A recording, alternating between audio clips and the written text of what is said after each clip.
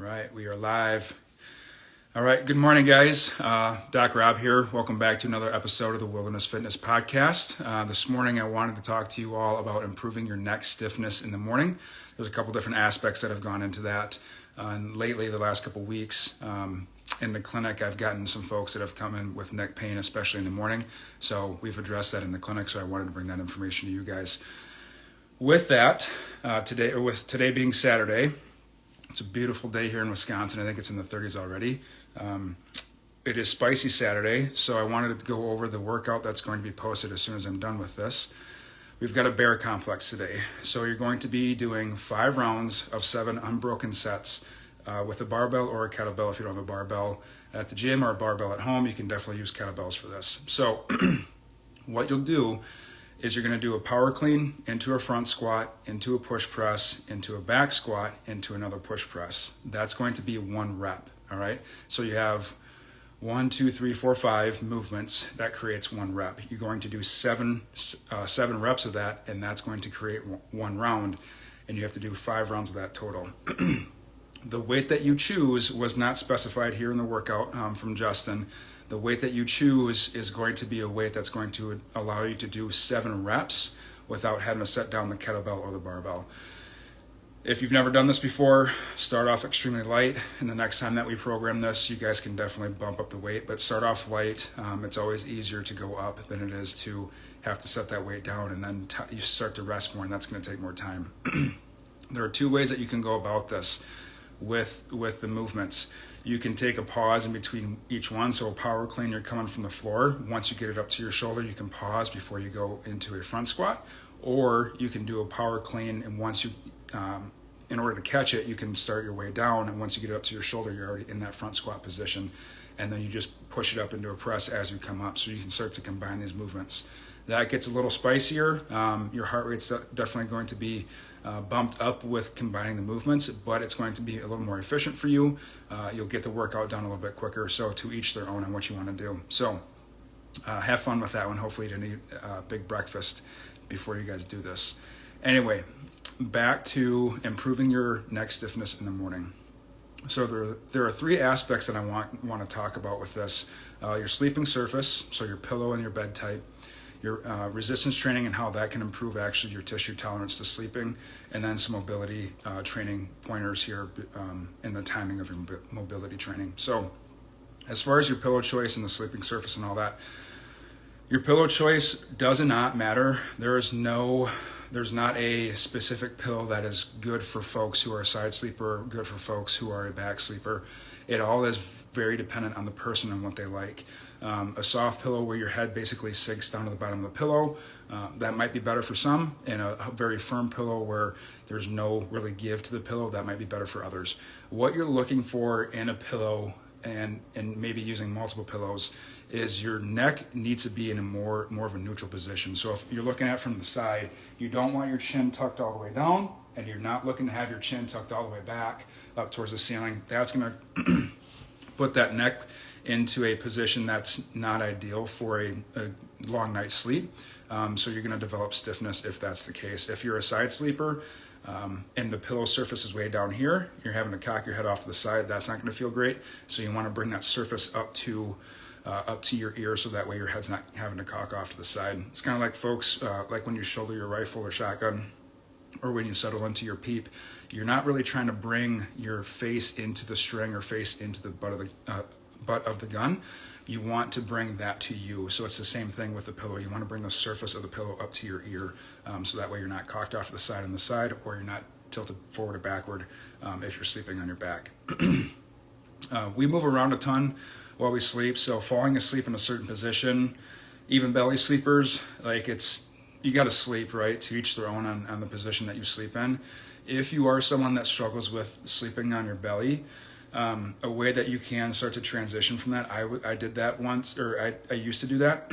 So what I did was I would take books and I would put them in a pillowcase, and I would tie that pillowcase, and I would start on my back, and I would sleep with a book on my chest and a book on my belly. I had big textbooks. So the weight and the sensation input on your stomach is what your body is looking for. So if you can kind of trick your brain into thinking that you're on your belly by putting a heavy book on your chest and a heavy book on your belly, that will maybe get you off your belly just for a little bit of time to help improve that stiffness in your neck. As far as the bed type goes, you've got cloud soft, you've got plywood hard. There's a happy medium in between the two. It really, again, it's all personal preference. I have a Casper mattress. I don't like the cloud soft beds where you completely sink into the bed. I don't like the memory foam stuff either, but I also don't like a piece of plywood for a bed. I like the medium. I back sleeper, side sleeper. I wake up on my stomach. I sleep in all 4 different positions. So the Casper has worked out well for me. Folks that have spent, and this is just coming from clinical experience, I have no sway as far as a bed brand. I'm not associated with any beds at all. But Tempur-Pedic beds, I have never really heard a good thing about. The folks who get them, when I've worked with them in the clinic, they get them, they spend a couple grand on these things, maybe 5 or 6 grand on these things, and then they absolutely hate them. So I have steered away from Tempur-Pedic. If anybody ever asks me for a bed recommendation, I usually say Casper or Purple, just because I have personal experience with Casper. Purple mattress is very similar. I have some friends that have gone with the Purple mattress, so that seems to have worked out well for them. But again, it's going to vary it's going to vary widely based off of personal preference. If you're struggling with low back stiffness while you're sleeping or when you wake up in the morning, try getting something underneath your knees to give yourself a little bend in your knees. I do this in the backcountry. I'll take my extra clothes, or if I have a little extra bag with me, I'll take that and stick it underneath my knees so my knees are bent. The puppies are back.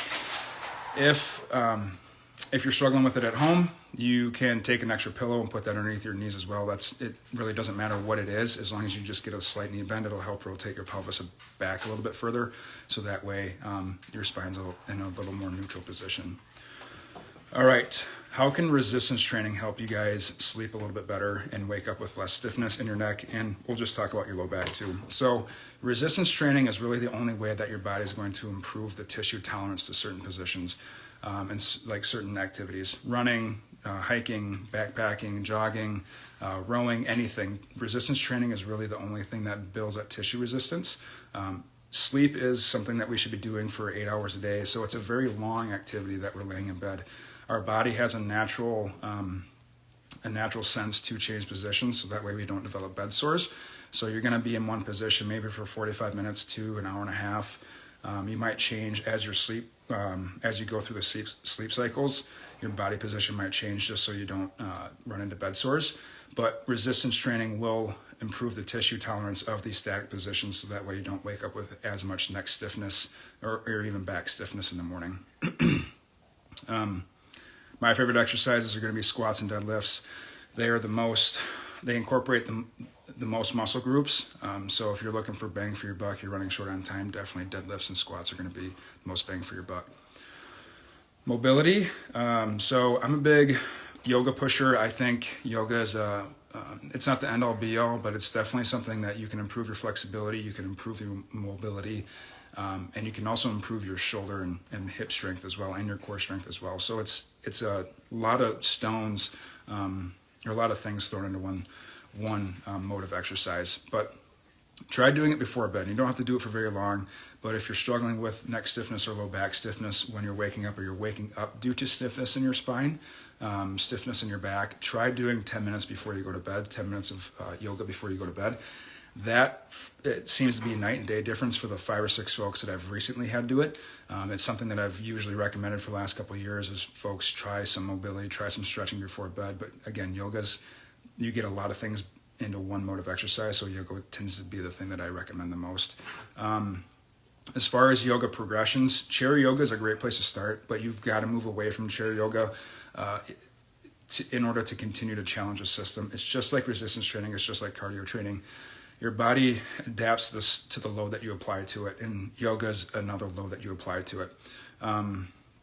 If you don't get away from chair yoga, you're not making your body change, you're not making your body adapt. Yes, it's going to feel good, but you're not continuing to progress those movements. You might not be able to get into all those movements that the instructor has you trying to get into, and that's totally okay. I can't get into all the movements that like when I do it on the app, that the instructor advises, but I modify and I get maybe half into it, and that's where I feel a stretch. So you just modify the movements that the instructor has you do. But there again, you're still progressing things. You still have a way to make your ceiling a little bit higher as far as your yoga performance by getting away from chair yoga and trying other things with yoga. So just to recap, pillow choice doesn't matter. You want to make sure that your head is in a neutral position. Same thing with your low back. The bed type really does not matter. It's not, as long as it feels comfortable to you. But if you are waking up in the morning with stiffness in your low back, your bed's probably not something that is conducive for you to wake up without the stiffness. So definitely change your bed up if you're still having issues with that. Get something underneath your knees to get your spine in a little bit better position. Resistance training like deadlifts, upper body movements like pushing and pulling exercises are going to help improve your neck stiffness because it improves the tissue tolerance to these static positions. And then mobility, try 10 minutes before you go to bed. I always recommend the Down Dog app. Again, I have no association or financial gain from you guys downloading them. They do a free trial. I really enjoy the app. I've had it for 8 years. So it's always the one that I recommend just because of the scalability that it has and that it offers. You can even change the voice and the music that you listen to. So I think it's a pretty awesome app. But try that for about 10 minutes before you go to bed and get away from the chair yoga. All right. Hope you guys have a great rest of your Saturday. Let me know how you like the workout. I know it's going to suck, but we'll talk to you guys soon. No questions. No.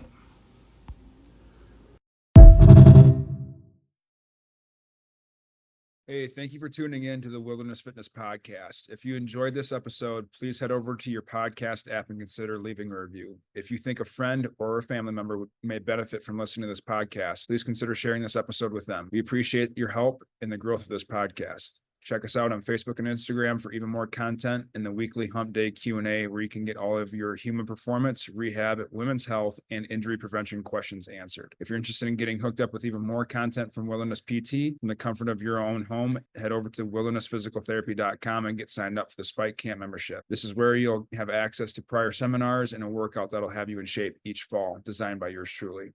Since you're there, check out the mid-month media newsletter that goes out 1 to 2 times a month, which includes a variety of topics with the most recent research on health and human performance. You can sign up by hovering over the free resources section and subscribe to any of the free guides, or simply sign up under the mid-month media newsletter tab.